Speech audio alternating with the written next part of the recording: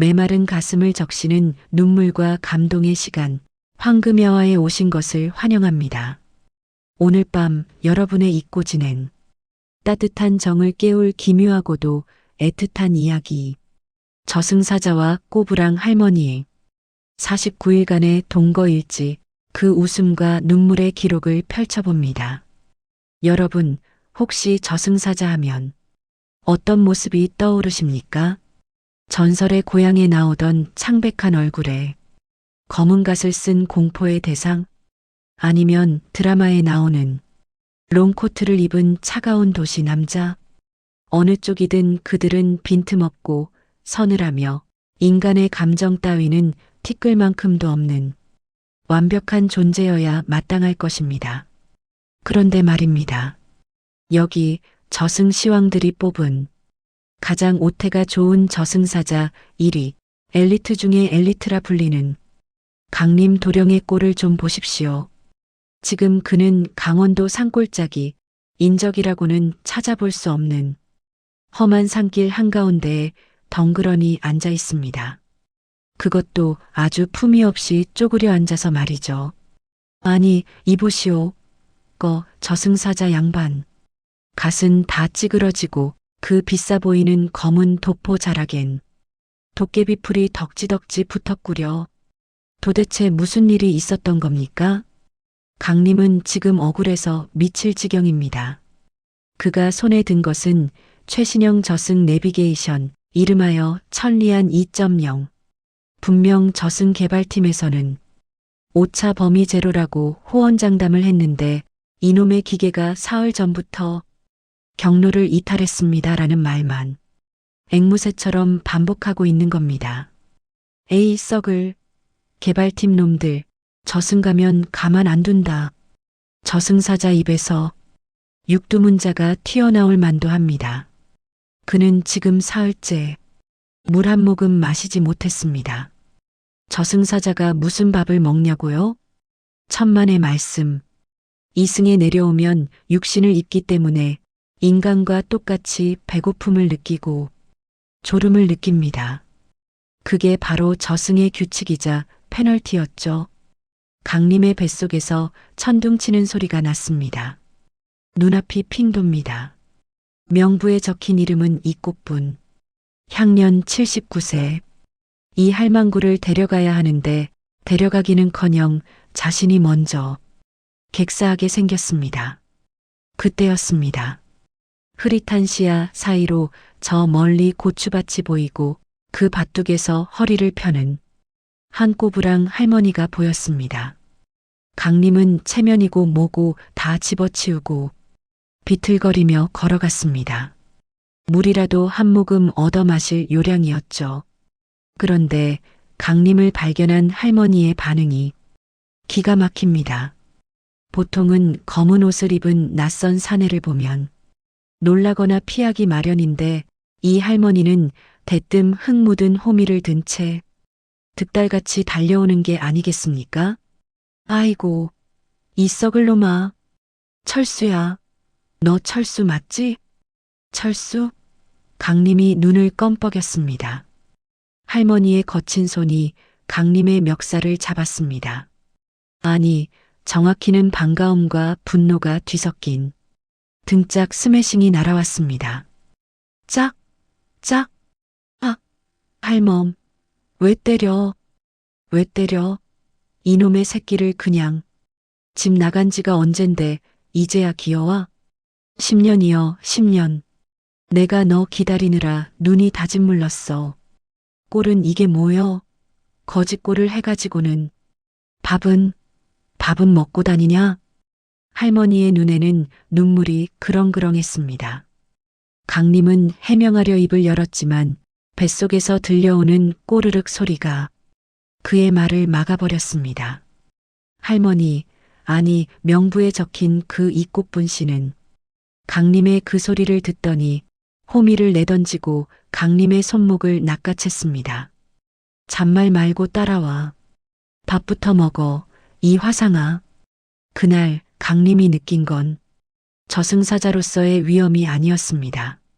자신을 철수라고 부르며 이끌고 가는 억센 소나기의 힘, 그리고 부엌 아궁이에서 피어오르는 매캐하지만 구수한 연기 냄새뿐이었지요. 할매의 집은 쓰러져가는 초가집이었습니다. 방 안에 들어가니 퀴퀴한 메주 냄새와 묵은 나물 냄새가 났습니다. 할매는 밥상 다리가 휘어지도록 차려왔습니다.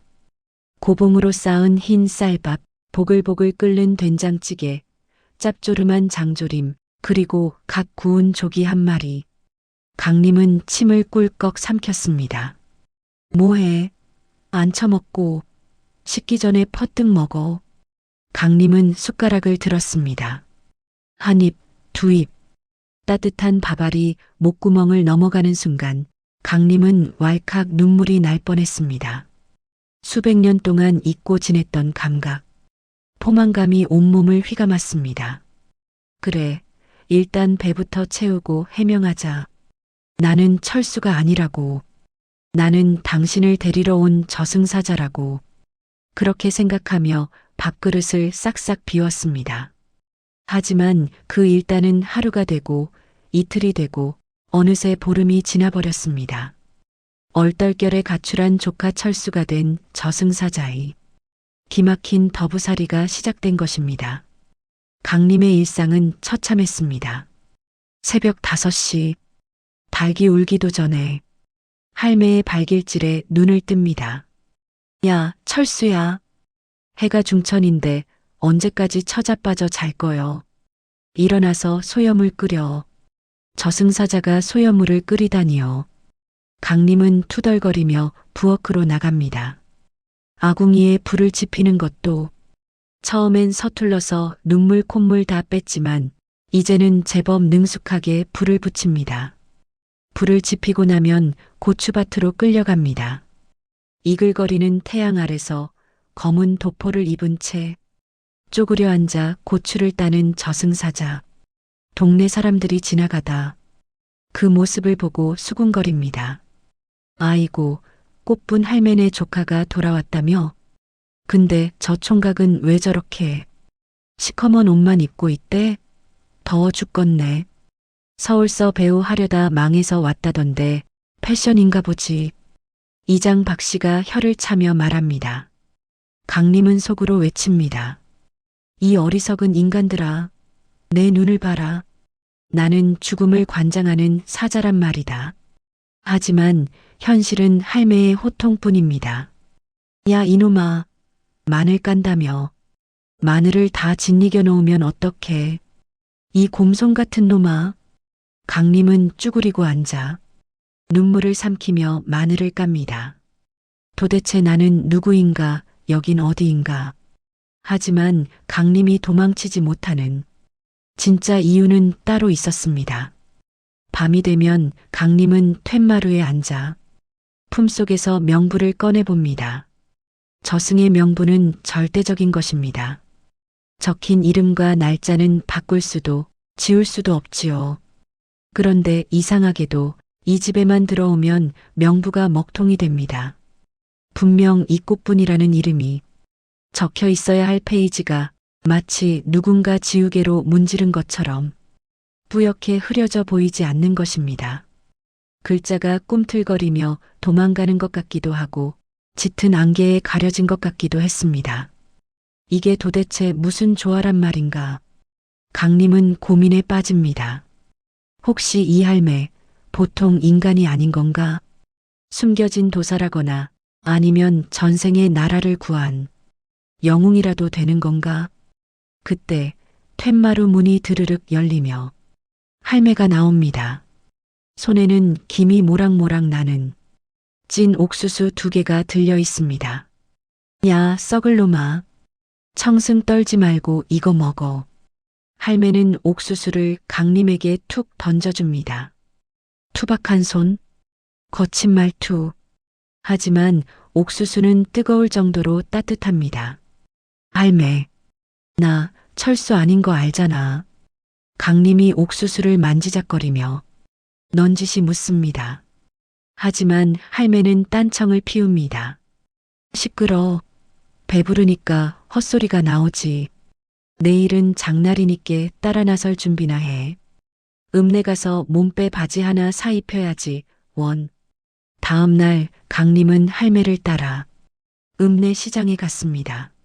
사람들이 북적이는 시장통. 할매는 강림의 손을 꼭 잡고 놓지 않았습니다.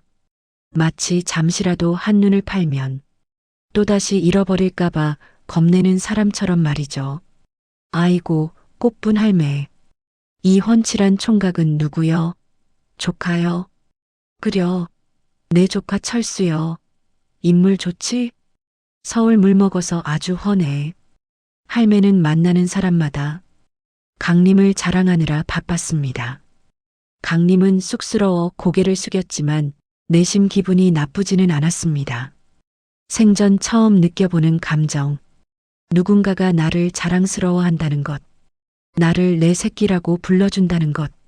시장을 돌던 중 위기가 찾아왔습니다. 시장 어귀에서 점을 보는 용한 무당 할멈과 딱 마주친 것입니다. 무당 할멈은 강림을 보자마자 사색이 되어 뒷걸음질 쳤습니다. 헉, 저게 뭐야? 저승? 무당이 소리를 지르려는 찰나 강림이 눈을 부라리며 검지손가락을 입술에 갖다 댔습니다. 쉿! 서늘한 살기에 무당은 그만 기절초풍하여 자리에 주저앉고 말았지요. 어이구, 저 할망구가 더위를 먹었나? 쯧쯧. 꽃분 할매는 아무것도 모른 채 강림을 이끌고 제과점으로 들어갔습니다. 그리고는 품속 깊은 곳에서 꼬깃꼬깃한 쌈짓돈을 꺼내 초코파이 한 상자를 샀습니다. 너 이거 좋아하잖아. 어릴 때 이거 사달라고 떼쓰다가 나한테 뒤지게 맞았지?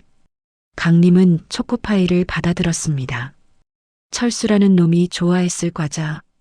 하지만 지금은 강림의 손에 들려 있습니다. 달콤한 초콜릿 맛. 하지만 목이 메어 넘어가지 않았습니다. 어느 날 밤 세찬 비바람이 몰아쳤습니다. 천둥 소리가 산골 마을을 뒤흔들었죠. 할매는 천둥 소리를 유난히 무서워했습니다. 방 구석에 웅크리고 앉아 귀를 막고 떨고 있었지요. 강림은 할매 곁으로 다가가 슬그머니 이불을 덮어주었습니다.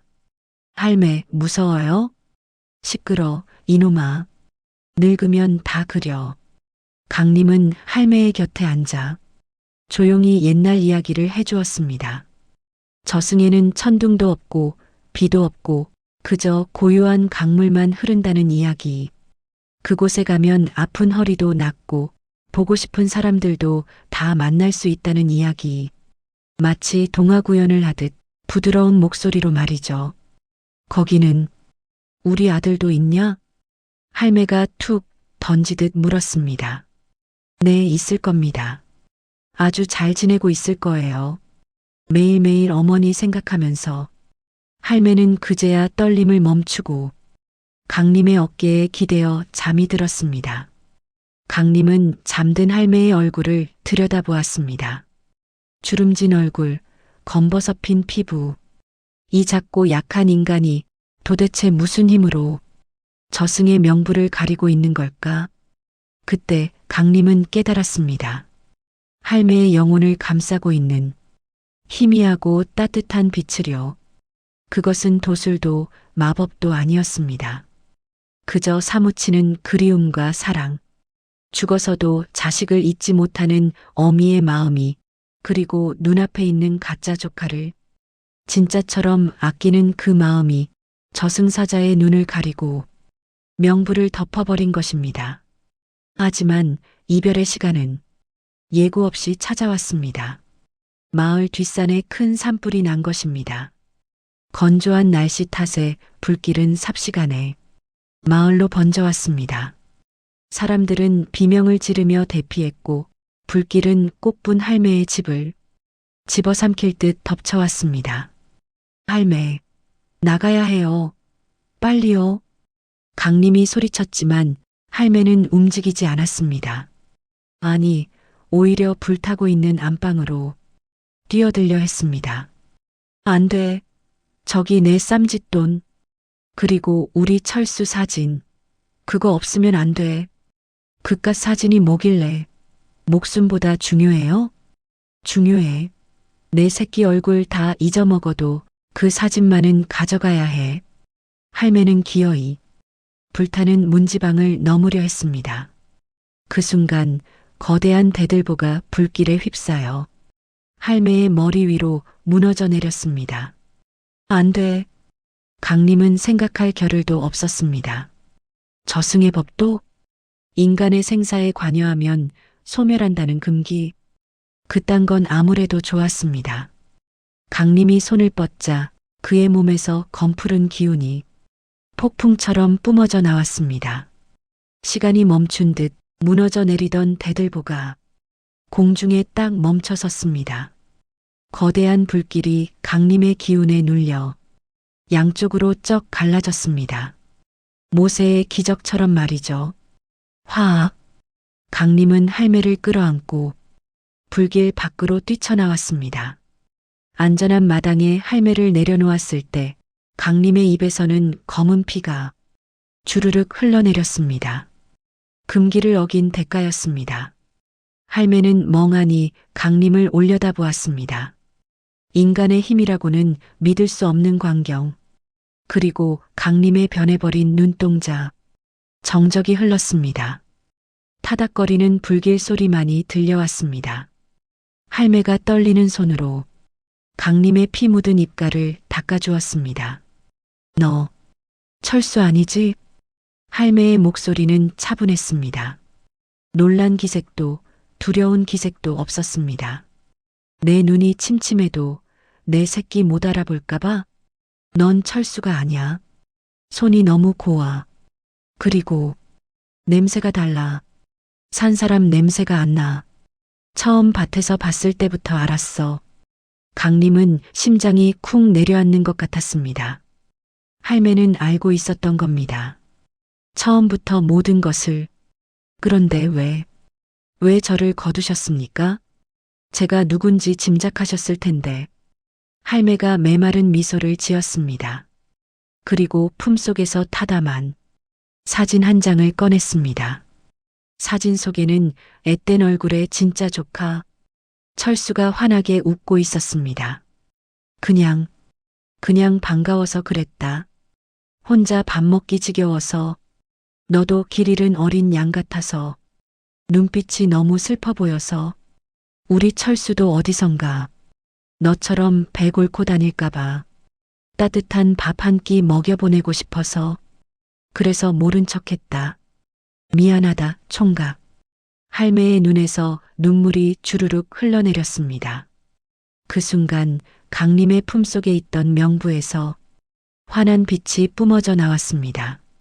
뿌옇게 흐려졌던 글자가 선명하게 떠올랐습니다. 이꽃분, 향년 79세, 사인 노한, 사망일시 49일 전. 그랬습니다. 할매의 수명은 이미 강림이 도착한 그날 밤 끝났어야 했습니다. 강림이 길을 잃은 것이 아니었습니다.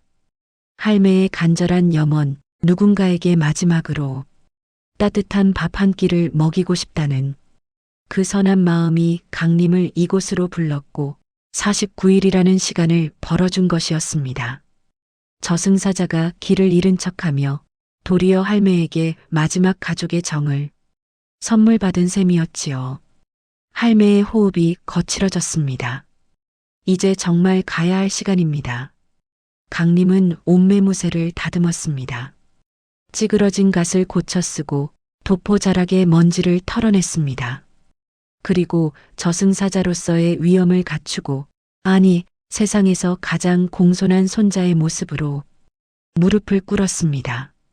할매, 밥 잘 먹었습니다. 정말 맛있었어요.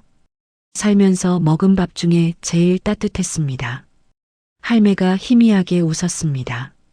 그래, 그거면 됐다. 내 새끼, 배 안 고프면 됐다. 이제 가자. 우리 아들 보러 가자. 할매는 편안한 미소를 머금은 채 강림의 품에서 조용히 눈을 감았습니다.